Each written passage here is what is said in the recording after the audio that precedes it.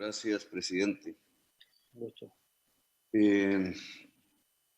Una parte del Congreso, de los que han hablado, de las bancadas, un bloque político afirma, uno, el problema no es la ley 100, hablemos de eso después. Dos, dicen, estamos preparados o estamos haciendo las cosas bien en Colombia. Ni lo uno ni lo otro. No es cierto. Al lado del virus, el principal problema que tiene hoy Colombia para afrontar el virus es la ley 100. Está haciendo agua. Y la emergencia tiene que ver precisamente con la capacidad del presidente para reformar leyes vía decreto. Si no, ¿cuál sentido de la emergencia? Es la ley 100, entre otras, la que tiene que ser modificada vía decreto. Y dos, pues no es cierto que estemos incluso mejor que el resto de América Latina. Tenemos 14 días de retraso. Tendríamos que comparar nuestras cifras con las que emitieron los países hace 14 días. Y aquí tendría que llamar a esta intervención un poco de los números a la realidad. Y voy a intentar explicarlo.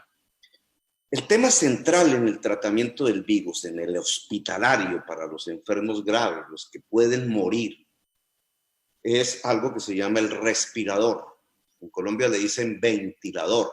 Cuando hablamos de unidades de cuidado intensivo, estamos hablando de un aparatico que reemplaza el pulmón a través de un mecanismo externo y que le permite a moribundos recuperar oxígeno y tener tiempo para recuperarse y sobrevivir.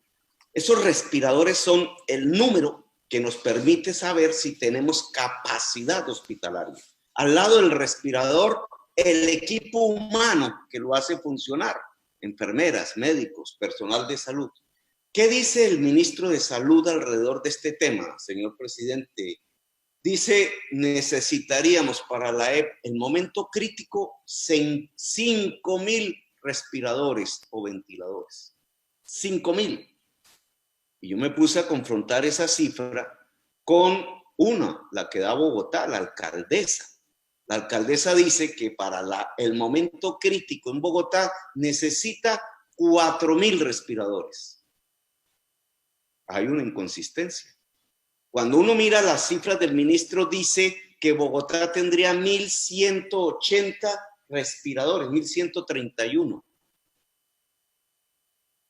Entonces hay una inconsistencia que va a significar decenas de miles de contagiados graves que se quedan sin respirador.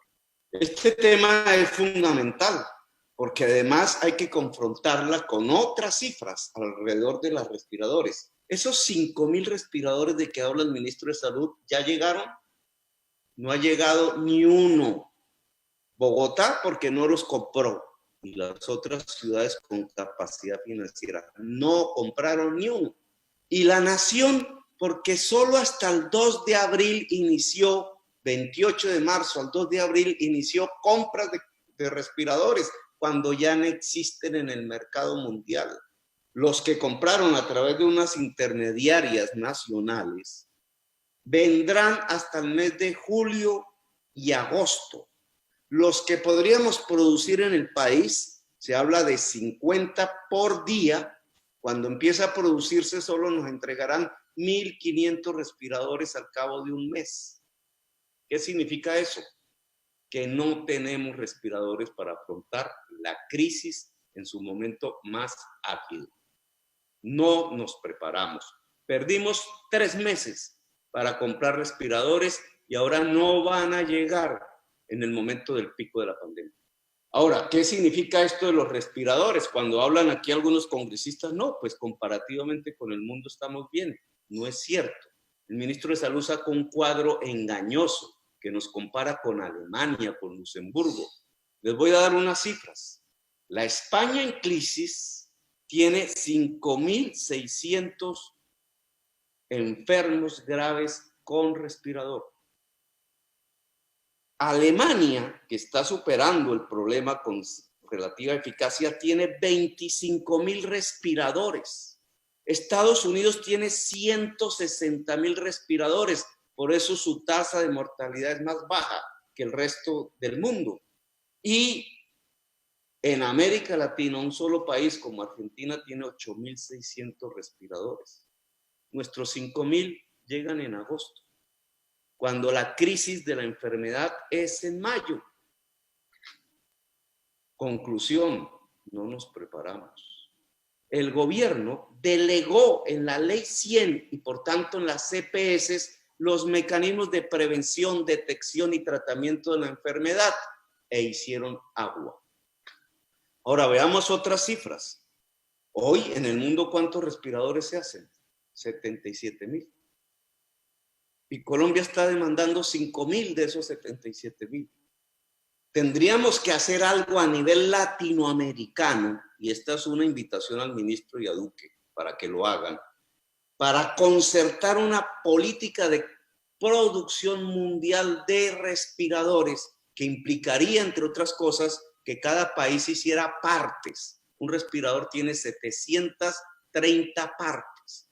Si cada país se especializara en una parte, 2 o 3 o 4, y tuviéramos un sistema mundial organizado por la Organización Mundial de la Salud, podríamos hacer saltar esa cifra de 77,000 a 770,000 a escala mundial y podríamos tener los respiradores que necesitamos.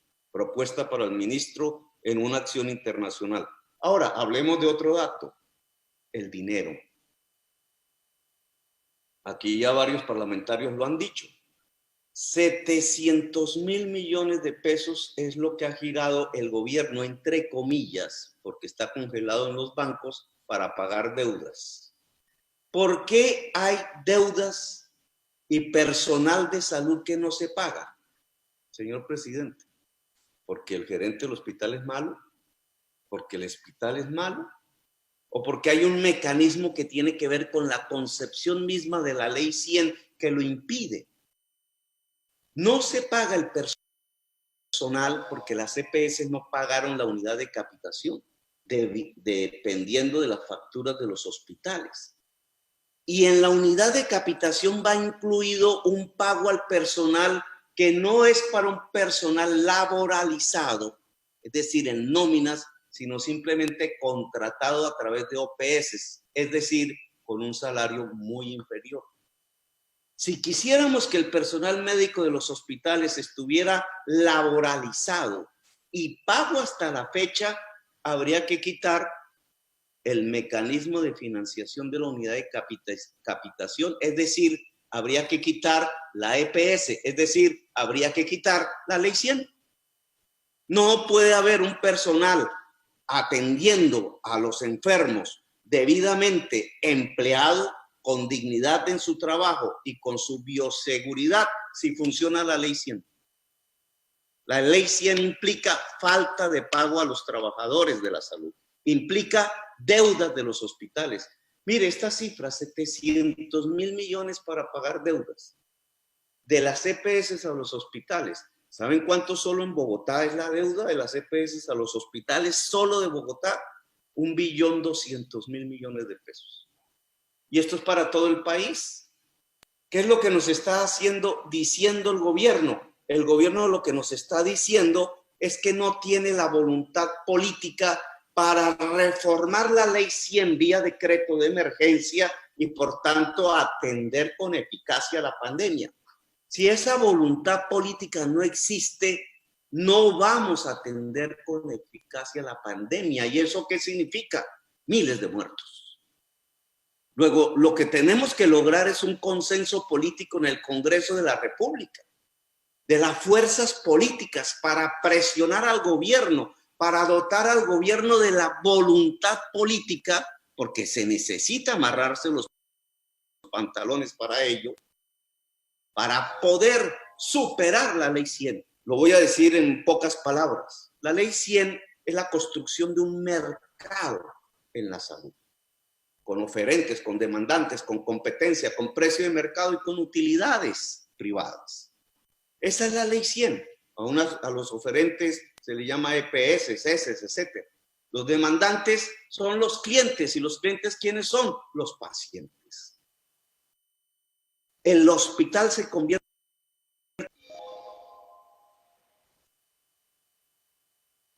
Senador Gustavo Petro tiene un minuto para que termine. Ese tipo de negocio puede servir para hacer camisas, sus gafas, señor presidente, mi camisa, los celulares, el pan, la leche, pero no sirve para garantizar un derecho universal, porque solo el que tiene plata puede acceder a ese bien, y el derecho universal es para todos y todas. Luego hay un conflicto entre mercado y derecho universal, cuando hablamos de educación, cuando hablamos de salud, cuando hablamos de la vida. No significa quitar el mercado, significa que no es lo principal.